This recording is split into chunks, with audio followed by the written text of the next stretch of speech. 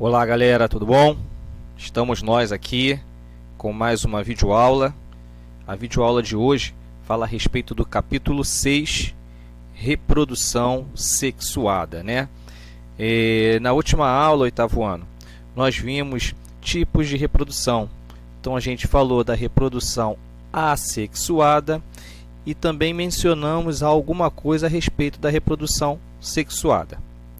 Bom, o que ocorre? Esse assunto, de maneira geral, não é novo para vocês, tá? Uma vez que nós estudamos, né, os indivíduos ano passado, e aí a gente viu como é que funcionava a sua reprodução. Né? Nós estudamos lá a respeito de répteis, nós estudamos a respeito de mamíferos, a respeito de peixes, e nós estudamos, né, dentre todas as características desses animais, a gente também estudou a reprodução, como é o desenvolvimento deles, enfim. A gente viu todos esses aspectos desses animais. Só que o livro do oitavo ano, ele traz esse assunto separado, a reprodução sexuada. Então a gente vai dar início agora, tá, o resumo que eu preparei para vocês com relação a esse assunto do capítulo 6, tá? Eu preparei esse resumo um pouco diferente daquilo que vocês têm no livro de vocês aí. Eu resolvi agrupar, tá, por pensamento, porque creio eu que vai ficar mais fácil de vocês linkarem, tá, o raciocínio, ou seja, ligar o raciocínio independente do tipo de animal. Tá? Eu achei que no livro estava um pouco meio que desorganizado e aí eu resolvi fazer desse jeito. Tá? Vamos iniciar a nossa aula aí de reprodução sexuada. Afinal, o que melhor define essa reprodução? Primeiro ponto, a gente viu, né, qual é a necessidade e motivo da reprodução, independente, seja ela assexuada ou sexuada. Né? A necessidade, motivo, razão para que isso aconteça é a perpetuação da espécie, a continuação da espécie. Né? Sem a reprodução, o indivíduo nasce, cresce e morre antes de se reproduzir, antes de dar continuidade à sua espécie. Então, a reprodução ela é muito importante em qualquer organismo vivo. Só que aqui nesse capítulo a gente vai falar da reprodução sexuada. Tá? Mas o que melhor define essa reprodução? Essa reprodução sexuada. E aí, né, eu achei um trechozinho que define bem o que a gente pode dizer a respeito da reprodução sexuada. Ela se caracteriza pela transferência e junção de material genético proveniente de dois organismos, um macho e outro fêmea. Então, o que nós temos aqui? Nós temos o encontro de material genético proveniente do macho e proveniente da fêmea. Material genético esse, né, que a gente tem o hábito de chamar de gameta. Gameta é a célula reprodutiva, tanto masculina quanto feminina. Tá? Só relembrando aí, recapitulando. Se for um gameta masculino, nós chamamos ele de quê? De espermatozoide. Isso para animais. Tá? Se for outros indivíduos, como vegetais, a gente vai ver. Tá? Eles recebem nomes mais diferenciados. Porém, né, é a mesma ideia. Tá, ok? Então, se for animal, a gente vai dar o nome, né, a esse gameta de espermatozoide. Tá? Se for vegetal, a gente vai dar outro nome, a gente vai ver mais à frente. Tá? Eu coloquei lá no finalzinho para não confundir a cabeça de vocês. E se for feminino, né, esse gameta vai se chamar óvulo. Tá legal? Então vamos lá, iniciando aí, né, essas diferenças. Analisemos as etapas desse processo. Então esse processo de reprodução, né, existe um processo na reprodução, não é algo tipo assim, pum, aconteceu, beleza, foi, show. Tá? Existe um processo, etapas a serem cumpridas. E que etapas são essas? A primeira, né, é a fecundação. Tá? A primeira vem a fecundação. E ela pode ser de duas formas. A fecundação externa, que quando é que acontece a fecundação externa? Quando ocorre fora do corpo, no meio ambiente. E o custo energético da produção de gametas é especialmente grande.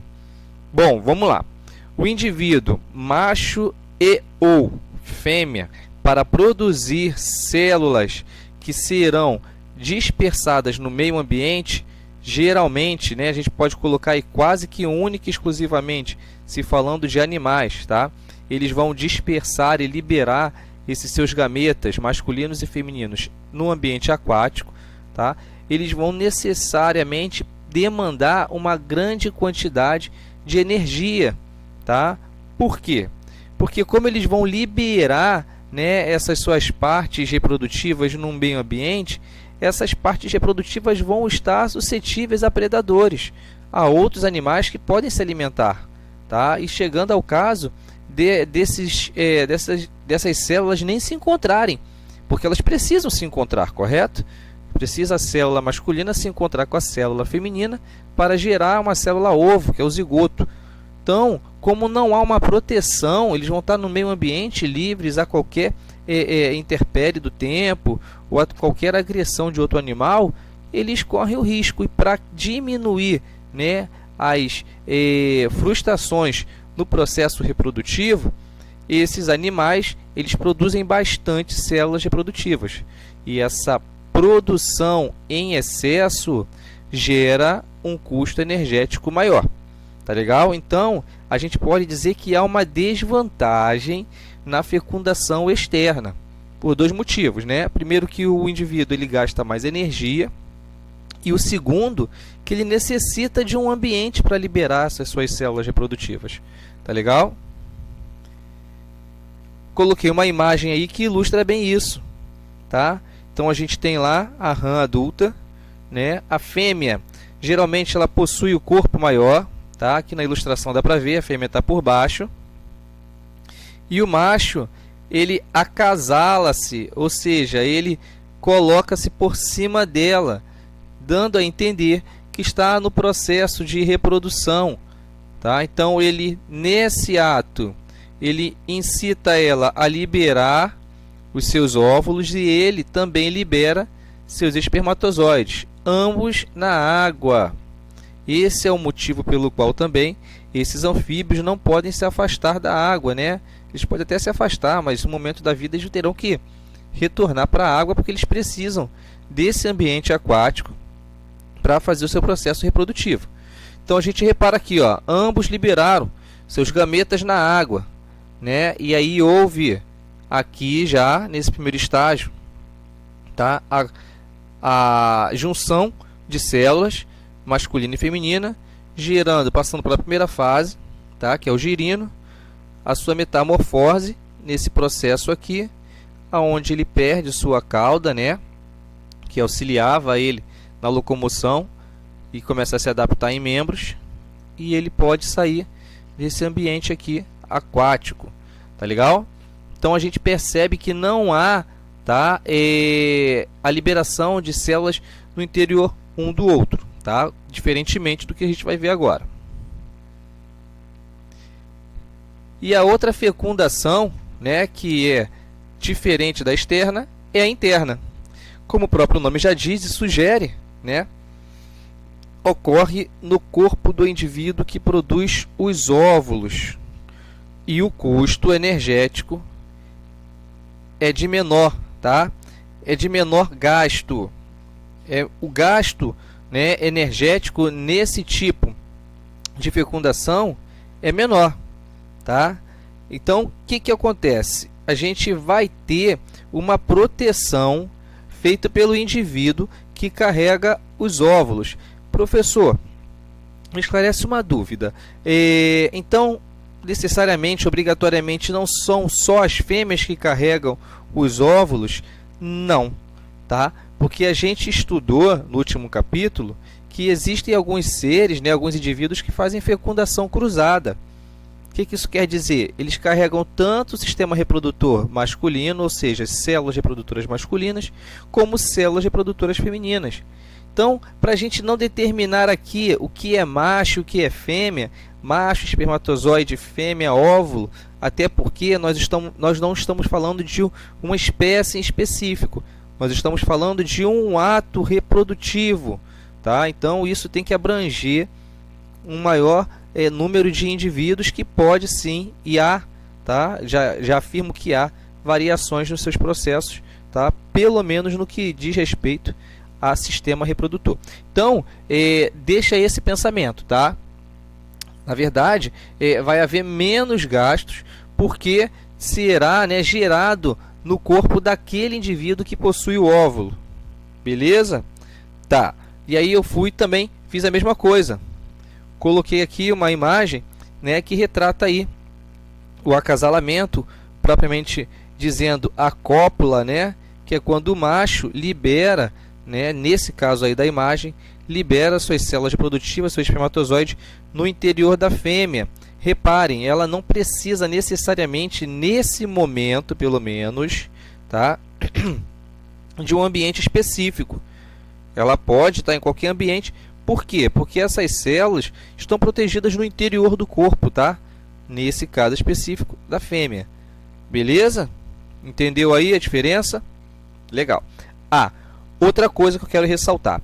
No caso da reprodução, no caso da fecundação externa, tá? A quantidade de células é infinitamente maior que no caso da fecundação interna, tá? Haja visto que é quase de certo, tá, que após a cópula se aconteça, tá, a fecundação de fato.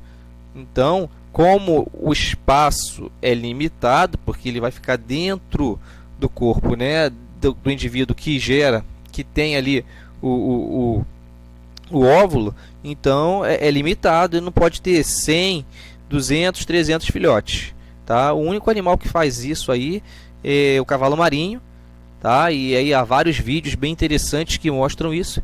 E também há outro fator interessante, é que é o macho que gera esses filhotes, tá?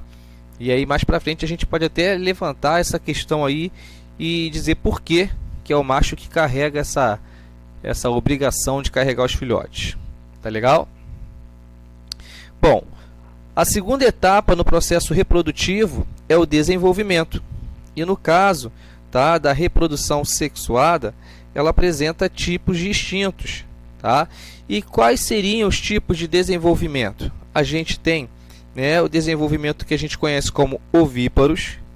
E como é que é esse desenvolvimento? Bom, esses indivíduos botam ovos e o desenvolvimento embrionário, ou seja, da junção de gameta masculino com feminino, ocorre principalmente fora do corpo materno. Então funciona assim, ó, a fecundação é interna, tá? Agora o desenvolvimento é externo. Mas sempre vai ser assim, professor? No caso de ovíparos, sempre será assim, tá? Você vai ter uma fecundação interna e aí, né, vai haver a liberação de um material que vai proteger essa célula ovo, e esse desenvolvimento será de forma externa, fora do corpo onde foi feita a fecundação, tá? Então, ovíparo seria isso: fecundação interna e desenvolvimento externo, protegido por uma casca dura, tá? E esse embrião sendo alimentado por estruturas específicas lá dentro. Um exemplo clássico aí, né, é o pintinho. Então, para a gente não ter sombra de dúvidas, eu coloquei ele aí. E depois, qual outro exemplo que nós temos? O ovovíparos. Ele é bem parecido com os ovíparos, tá? Mas, porém, existem algumas diferenças bem importantes, tá? Vamos lá. Retém os ovos dentro do corpo até a eclosão, diferente dos ovíparos. Então, eles possuem também, tá, uma camada protetora bem rígida, porém, esses ovos não são liberados para o meio externo. Mesmo estando dentro de ovos, todo o desenvolvimento ocorre dentro do corpo, tá? Geralmente da fêmea, né? Daquele que lá está abrigando os óvulos. Beleza? E os embriões também se alimentam das reservas nutritivas presentes nos ovos. Isso até a eclosão. Então eu tenho lá um indivíduo que possui ovos de casca dura.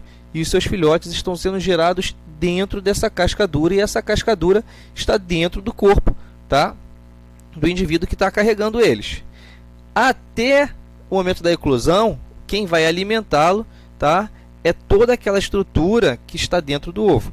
Após essa eclosão, dependendo da espécie, um filhote pode se alimentar do outro, tá, cometendo o que a gente conhece como canibalismo. Então, isso acontece de forma natural, tá?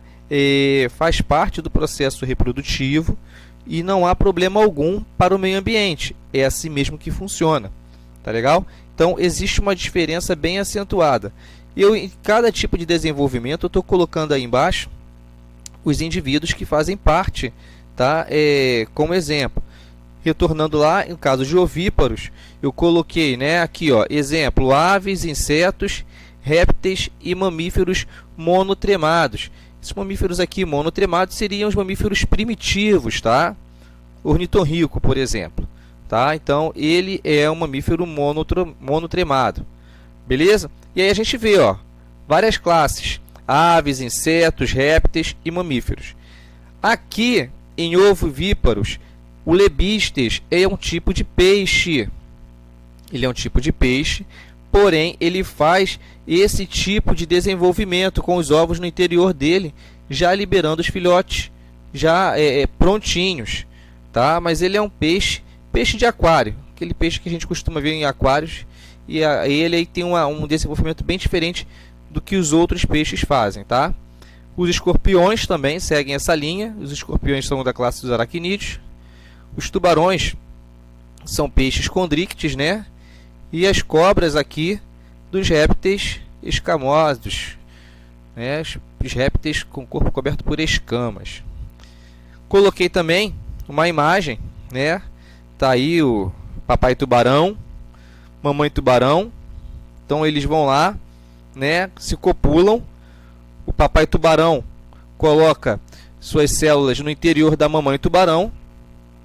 E aí esse desenvolvimento através de ovos ocorre aqui, ó, no interior da mamãe tubarão. E aí depois, tá, dessa gestação chegando ao fim, um dos filhotes acaba comendo os demais, ela liberando apenas um. Tá? Então o seu saco vitelínico vai gerar ao final da gestação um filhote, e ele vai sair aqui, ó, por meio de cordão, tá, ligando ele ainda ao corpo da mãe. Beleza? E por último aqui, na classificação de desenvolvimento, nós temos os vivíparos. O embrião depende da mãe para sua nutrição, ou seja, não há, tá, um ovo de casca dura separando o corpo do feto, corpo do filhote, ao corpo da mãe, né, de quem está gerando. Não há esse bloqueio, né, essa camada interrompendo, tá, o contato entre os dois, que ocorre por meio de trocas fisiológicas entre mãe e feto. Não existe casca isolando o ovo, como eu falei aí. Exemplos: os mamíferos placentários, né, ou seja, são filhotes que se desenvolvem dentro de placentas, como é o caso da espécie humana. Então fica um exemplo bem claro aqui, não só da espécie humana, tá? Mas que a gente consegue visualizar isso de forma bem natural, espécie humana. E aí eu coloquei um outro tipo de mamífero para ressaltar isso aí, tá? Que é um elefante. E aí dá para ver, né, a luz ao fundo, como se fosse a claridade do meio externo chegando até ele. Tá legal?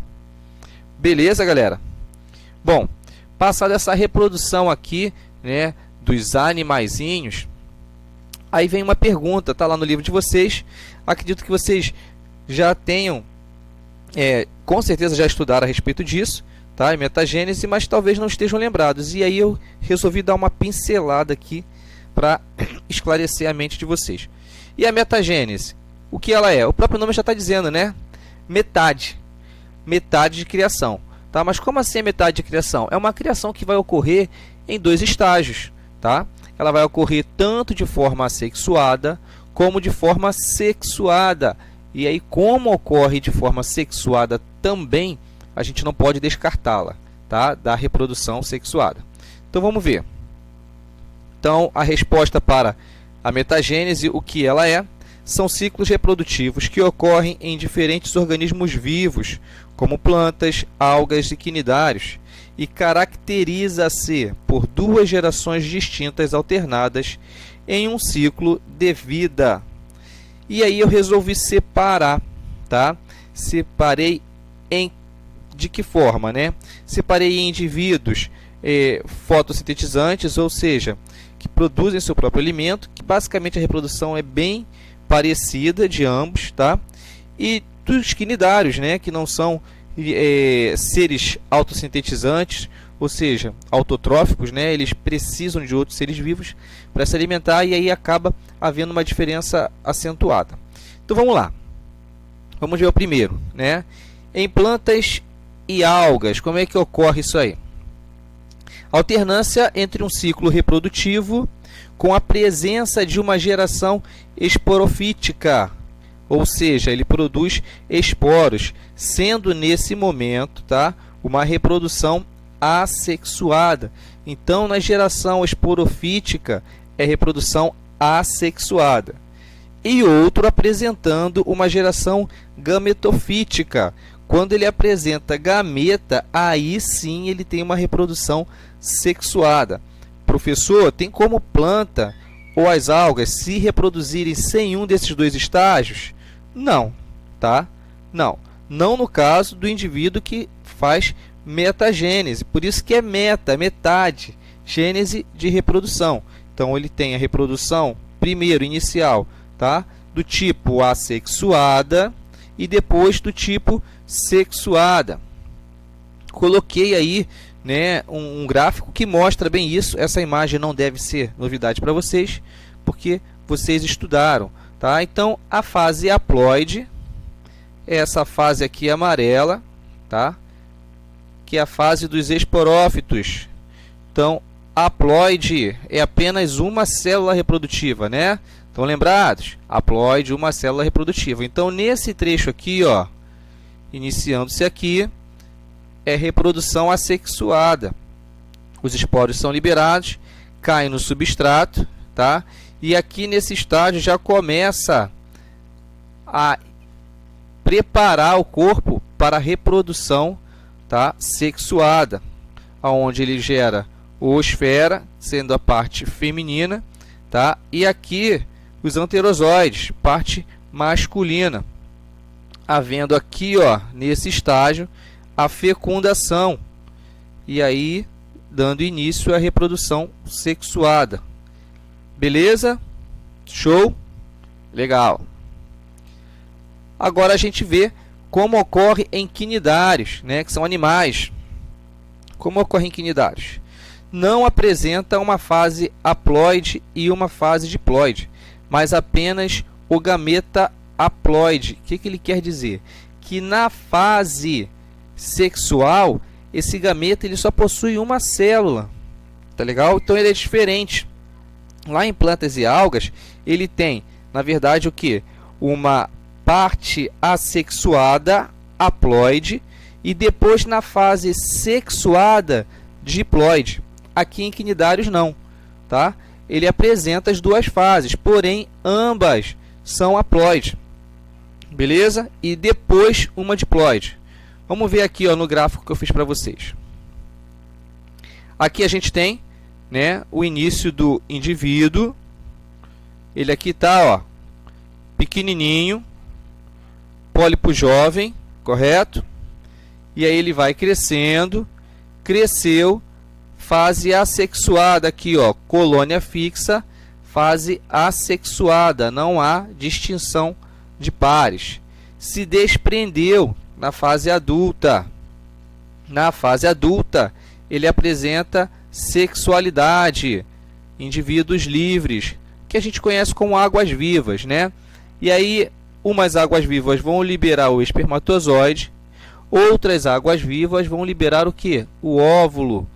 Vai haver a fusão de ambos, fecundação, virando aqui, ó, célula ovo, zigoto, blástula, a larva, que vai se fixar ao substrato, dando início a um novo indivíduo. Tá legal? Então é um pouquinho diferente, a gente percebe isso daí, tá? Fazem parte do mesmo indivíduo, os organismos, e a diferença basicamente é essa, tá? Para a gente ter certeza que não ficou nenhuma dúvida, vamos praticar resolvendo os exercícios do livro, que estão na página 113, 117, 120 até a 123. Tá legal? Então vocês resolvam esses exercícios, leiam a unidade, tá? Para poder fixar ainda mais, e assistam esse vídeo quantas vezes necessárias forem, tá? Para ter qualquer, enfim, para resolver qualquer tipo de dúvida que possa surgir aí no momento que vocês forem fazer os exercícios. E no mais, ainda assim persistindo as dúvidas, podem me contactar nos canais de comunicação que vocês têm abertos aí. Tá bom? Pessoal, forte abraço, continue se cuidando para que em breve nós possamos nos reencontrar em sala. Forte abraço, galera. Tchau, tchau.